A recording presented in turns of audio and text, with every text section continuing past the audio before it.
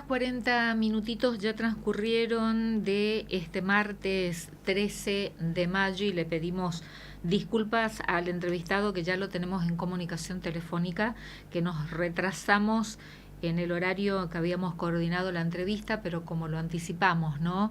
La triste noticia, para mí triste por lo menos, del fallecimiento del presidente uruguayo dio vuelta la agenda periodística.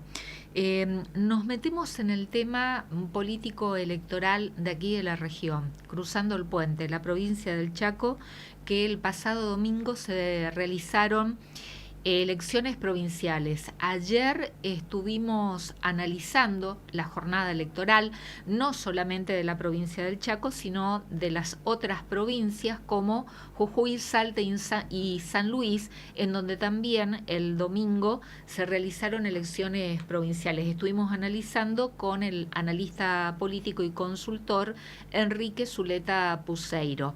El dato relevante de la jornada electoral del domingo en las 4 provincias fue el ausentismo, el bajo porcentaje de electores que concurrieron a las urnas.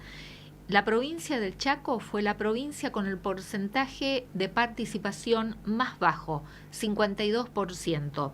Lo tenemos en comunicación telefónica al ex legislador provincial o legislador provincial mandato cumplido y que también fue ministro de gobierno de la provincia de Chaco, al doctor Martín Nievas. Nievas, ¿qué tal? ¿Cómo le va? Buenas noches.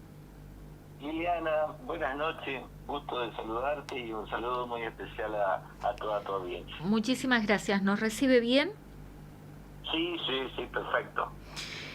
Nievas, bueno, si bien transcurrieron pocas horas, ¿qué análisis hace respecto, muchos aspectos para analizar, ¿no?, de las elecciones en la provincia, además del resultado? Han sido unas elecciones, y después explico por qué, muy reñidas. Fíjese que en el Chaco, para que la audiencia lo sepa, digamos, ¿no? Cada provincia tiene su particularidad. Acá nosotros tenemos el sistema, a diferencia de Corrientes, un sistema unicameral y que una Cámara de Diputados compuesta por 32 miembros. Y primó desde el advenimiento de la democracia, salvo algunas excepciones de algún partido provincial como fue Acción Chaqueña, que gobernó esta provincia también, pero siempre existió el bipartidismo, es decir, la Unión Cívica Radical como columna vertebral, siempre en algunos frentes aglutinando a diversas expresiones políticas, digamos, ¿no? Tan es así que este domingo se presenta la Unión Cívica Radical bajo el frente que se denominó Chaco Puede más La Libertad Avanza, que es un entendimiento obvio con el gobierno nacional. Y del otro lado usted lo tiene al PJ como elemento vertebrador y que generó en el año, desde que gobernó el peronismo en los últimos años en el Chaco, junto con una playa de partidos políticos, muchos con menores representaciones, pero llegó a aglutinar casi 20 partidos. Entonces siempre las discusiones se dieron entre estos dos frentes, salvo una excepción que hubo hace 6 años atrás, cuando logró una banca en la Cámara de Diputados un representante genuino del Partido Obrero. Entonces, ¿qué es lo que ocurre? Las elecciones en este año, digamos, la Alianza Chaco Puede, ¿por qué le digo reñida? La Alianza Chaco Puede sacó el 45% de los votos. Casualmente en este momento están empezando el escrutinio definitivo, pero estos son datos de la justicia electoral, digamos, ¿no?, del resultado provisorio. El Frente Chaco Merece Más, que encabezaba Jorge Milton Capitanich, sacó el 33,66%. Y el Frente Primero Chaco, que es una decisión del peronismo en la que confluían aproximadamente una docena de intendentes con el liderazgo de Pepe Oncheruc, que es un actual legislador y que ha sido intendente de un pueblo del interior que se llama Villa Bertel, y sobre todo con la conducción también de Magda Ayala, actual intendente peronista de Barranquera. Es el único municipio, Barranquera y Vilela, del área metropolitana que gobierna el justicialismo. ¿Y por qué digo reñido? Porque entre el Frente Chaco Merece Más, que es peronista, más el Frente Primero Chaco, que sacó 11.25% de los votos, casi que hay un empate técnico. Solo ganó el actual gobernador por 1.000 votos. Esa es la diferencia si usted suma estos dos votos que se produjo la decisión, del Frente Primero Chaco hace 40 días. ¿Por qué? Y porque los tiempos electorales no permitieron que el peronismo convocara elecciones internas. Entonces fue como una autorización que todo aquel que quisiera presentarse en forma directa lo podía hacer. Ahí nace, por falta de entendimiento, dicho sea de paso, desde el punto de vista interno, este Frente Primero Chaco.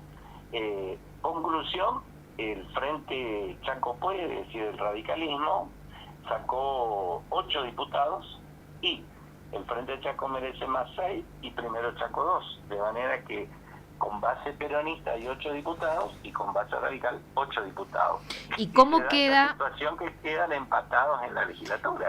Esa es la pregunta precisamente. ¿Cómo queda la composición en el sistema unicameral de la provincia del Chaco en la repartición de fuerzas entre el oficialismo que responde al gobierno provincial de Leandro Esdero con los bloques opositores? El bloque oficialista de los 32 diputados va a tener 16. La oposición al oficialismo, que son todos base peronista, va a tener 16 diputados. De manera que tienen un empate de 16 y 16 en una Cámara de 32 miembros, lo que obvio que empieza casi...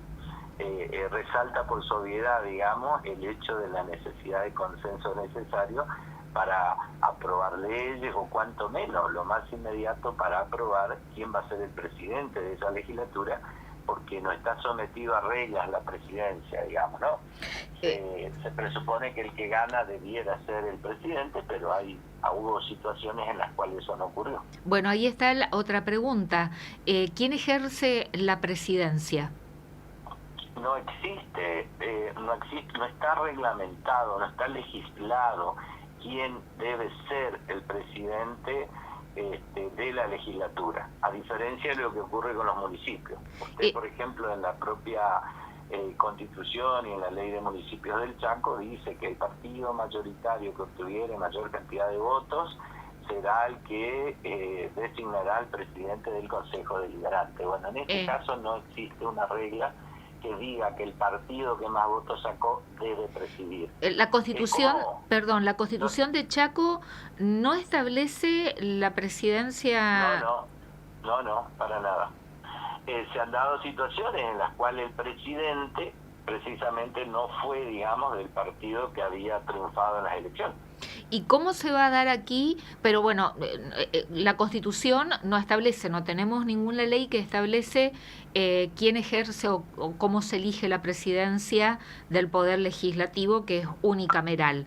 Y la costumbre que dice, digamos, los usos y costumbres, ¿cómo se elige? Los costumbres dicen que, y aparte parece razonable, digamos, que aquel que detente la mayor cantidad de voluntades expresadas en las urnas, se presupone que debiera ser o llevar la presidencia, digamos, ¿no? Pero en esta situación en la cual hay una paridad absoluta de representantes, porque el argumento contrario, ¿cuál es?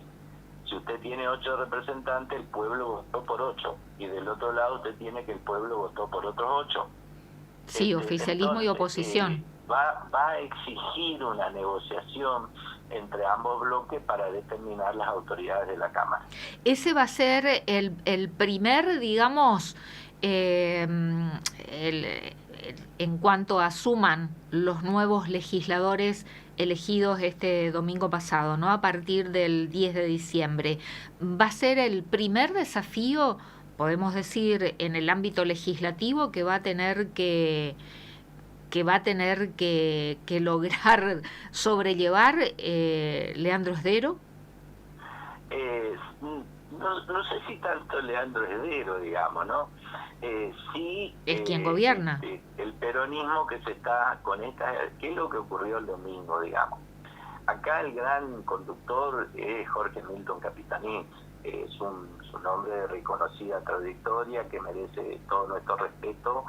3 veces gobernador, ha sido senador de la República, ha sido intendente de Resistencia, es un actor obligado en esta discusión. Pero al mismo tiempo, este nuevo espacio político peronista que se llama Primero Chaco, logra el ingreso increíble, digamos, en la elección que han hecho el domingo, de 2 diputados, que no es que no se entienda como que cuestionaron por ahí el liderazgo de Capitanich, se podría interpretarlo obviamente, pero sí al hecho de no tener elecciones internas, creo que fueron como el cántaro de mucho descontento de las formas de construcción, de la forma de la definición de quiénes nos van a representar, la necesidad de la renovación, la necesidad de la reconstrucción del peronismo después de la derrota que sufrió en el 2023. Después de esa derrota, toda la dirigencia exigía niveles de autocrítica, de preguntarnos por qué el pueblo no había depositado la confianza en este espacio político que gobernó durante 16 años. Como no se dio esa discusión, en el fondo esta elección general terminó por dirimir, por decirlo de una manera, de que habían grandes sectores dentro del espacio justicialista que no estaban de acuerdo con esa conducción, ¿se entiende? Entonces, ahora aparecen estas figuras, caso de Magda Ayala, de Atlanto Cheruc y Capitanich, que serán los actores políticos que deben definir qué actitud van a asumir ante el oficialismo, digamos, ¿no? Y no tratar de generar como negociar en forma individual o como espacio político, uno del Frente Chaco merece más y el otro del Primero Chaco, porque eso significaría, en el fondo, para muchos, que no se ha entendido este mensaje y hoy todo el pueblo justicialista clama unidad. ¿Por qué? Y porque al ir juntos, si usted suma los votos, dice, no obstante 1 año y medio de gestión de este gobernador que ha prometido cambiar una serie de aspectos de la política chaqueña, el justicialismo mantuvo su caudal electoral y le diría que lo aumentó, a diferencia de Esdero, que él gana en el 2023 por el 46% de los votos. Y ahora resulta que junto con la Libertad Avanza, para que tenga una idea, Esdero en el 23 gana con el 46% de los votos. La Libertad Avanza sacó en ese momento, yendo solo el 3% de los votos. Entonces, ahora hace una alianza Esdero con la Libertad. Si esto fuera matemático, usted diría 46 más 3 debieran sacar el 49%. Claro, pero no es matemático, ¿no? El 45%. Quiere decir que hubo una merma del apoyo popular hacia el gobernador. El peronismo, en el 2023, Capitanich casualmente, sacó el 41%. Pero una decisión del peronismo, que fue por afuera, el intendente de la ciudad capital, que era Gustavo Martínez, él sacó algo así como el 4% de los votos.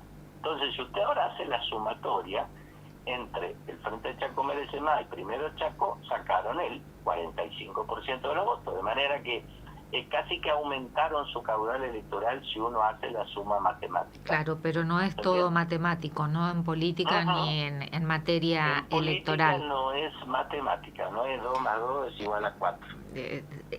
Estamos de acuerdo en eso, pero entiendo entonces por qué cuando yo manifesté el primer desafío que va a tener que atravesar Leandro Esdero a partir del 10 de diciembre del 2025 en la composición legislativa es la presidencia de la Cámara de Diputados. Usted me dijo, el desafío lo va a tener Jorge Milton Capitanich o el justicialismo.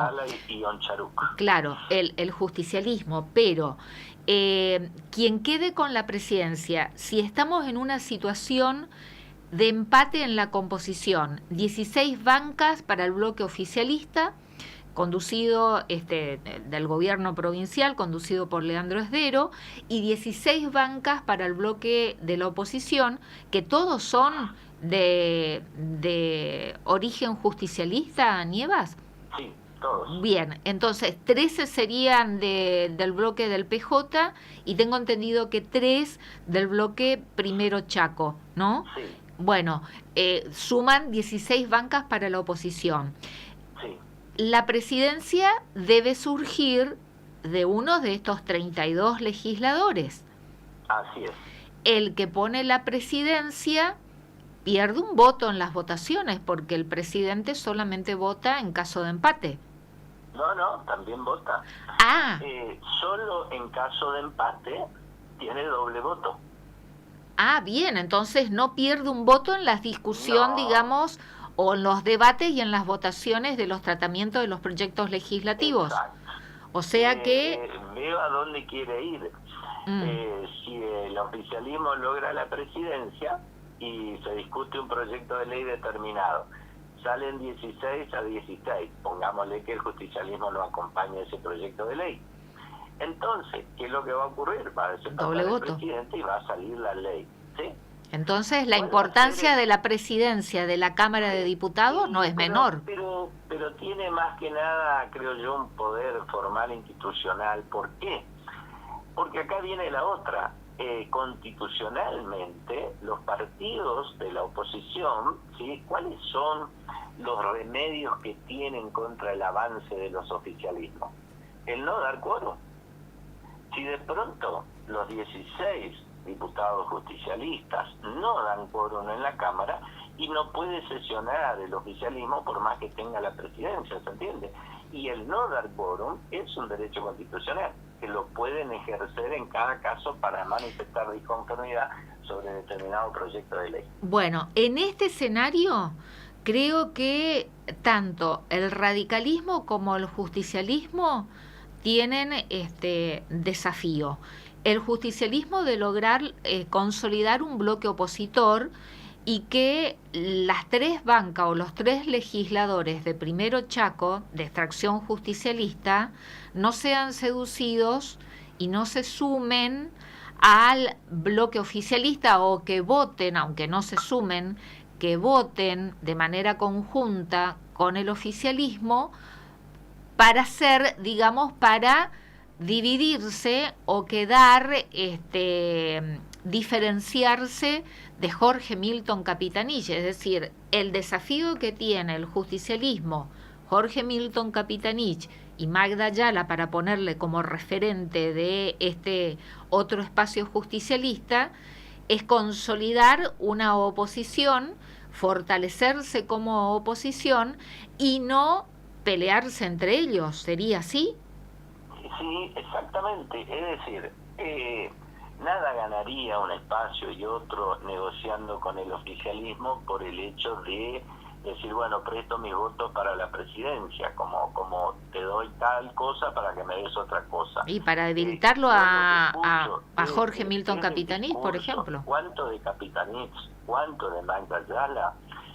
Por ahí alguno, en el caso del exgobernador, tiene una posición como mucho más irreductible que la que tiene Magda, en el que ha hecho saber de que no tiene inconvenientes en acompañar determinadas leyes siempre y cuando vayan en el sentido de mejorar las condiciones de vida de la población.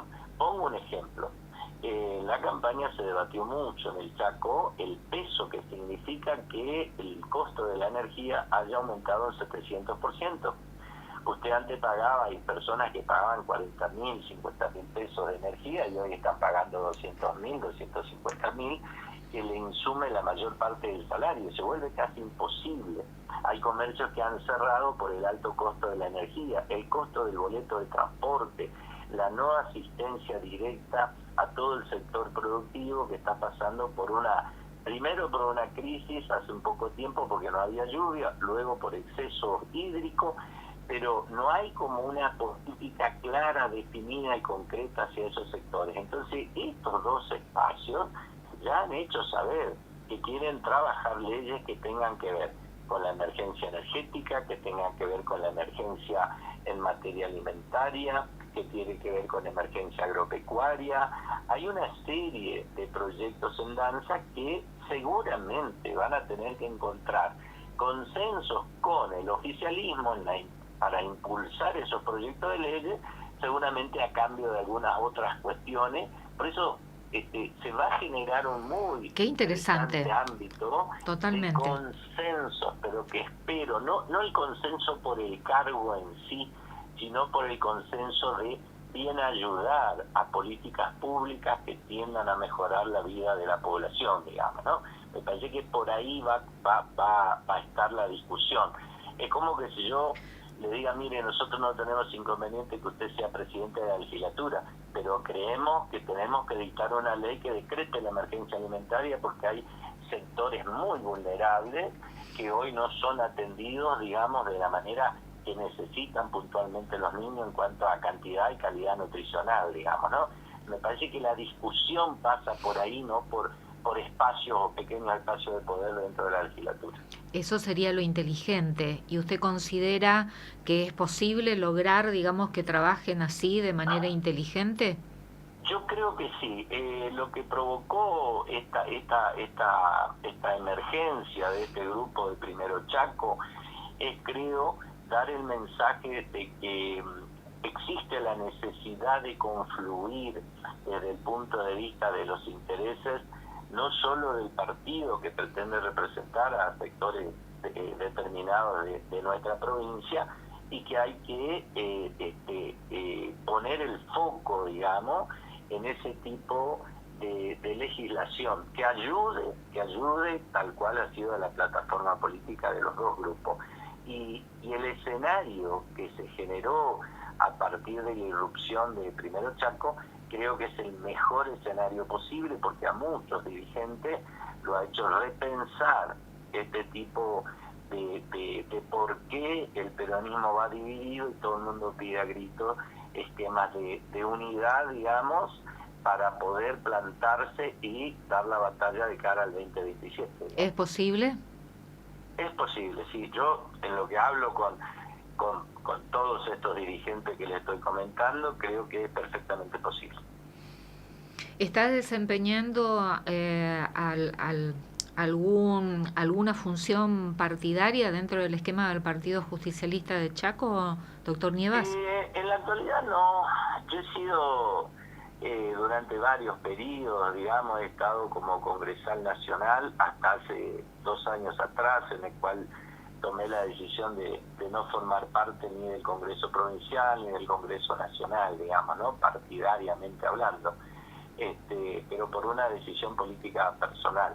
No obstante, siempre estamos, los que tenemos esta vocación, siempre estamos cerca, tratando de bien ayudar, de colaborar. Los que hemos por ahí transitado algún camino largo en esto, uno quizás tiene por ahí algún consejo oportuno puntualmente para estas figuras emergentes, en lo que uno puede ser útil, para bien ayudar, digamos.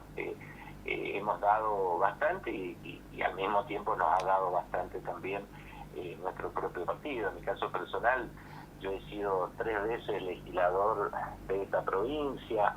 Me ha convocado el anterior gobernador Domingo Pepo para hacerme cargo del Ministerio de Seguridad, que tuve 2 años con eso, y fui el primer ministro de Seguridad que tuvo el Chaco. Hubo que hacer todo el armado de ese ministerio, luego un paso por el Ministerio de Gobierno, de manera que mi agradecimiento, por supuesto, por haberme dado todas estas posibilidades, pero al mismo tiempo uno, en ese agradecimiento, hoy está dispuesto a bien ayudar desde otro lugar, digamos, ¿no? Dando una opinión, participando de algún debate, tratando de enriquecer y de ver de qué manera el peronismo puede volver al poder dentro de 2 años. Nievas, ¿y qué lectura hizo respecto al bajo porcentaje de participación? Que en el resto de las provincias, lo mencionaba presentando el tema, también fue muy bajo el porcentaje de participación, pero la provincia del Chaco fue la que tuvo el menor porcentaje de participación, 52%. Sí, es un menor porcentaje histórico en el Chaco. La otra vez participaba de varias charlas que dio, quizá usted lo conoce, a este politólogo y especialista en comunicación política, que ha asesorado a varios Durán Barba. A nivel nacional. No es Durán Barba, Anthony Gutiérrez Rubí, más conocido como el Catalán. Sí, él lo ha escrito conozco. varios libros, digamos, ¿no? Y dio un par de charlas en las cuales yo participé. Que está trabajando ahora hablaba, en el proceso electoral de Cava, ¿no? Sí, exacto. Y yo, me pareció muy interesante lo que él hablaba en una de estas clases, que él tiene un libro, digamos, se llama La fatiga democrática. Y él hablaba de la insatisfacción democrática. Y esto nos tiene que llamar la atención por lo siguiente. Hay una socióloga que fundó lo que se conoce como Latino Barómetro, que mide la salud de las democracias en América. Hace un tiempo casi 2020, una de las encuestas que se hizo, solo el 50% de la población estaba conforme con el sistema democrático. Y un 20% de la población no le importaba a más, le importaba que hubiese gobiernos de tipo o de neto corte autoritario. Entonces, usted ve esto, por ahí uno no lo habla en el día a día, pero es como una enfermedad. Si hay personas que no le interesa el sistema político, este bajo porcentaje llama la atención. ¿Por qué? Y porque hay una mezcla emocional de fatiga puntualmente, de que el sistema no le resuelve el problema, de que le genera cierto temor el futuro, que le genera incertidumbre, que le genera frustración de que el sistema no está atendiendo mi problema y en consecuencia no me lo resuelve la democracia. Por eso es que mira con cierta simpatía que venga a cualquiera que diga que soy el salvador suyo para resolverle los problemas.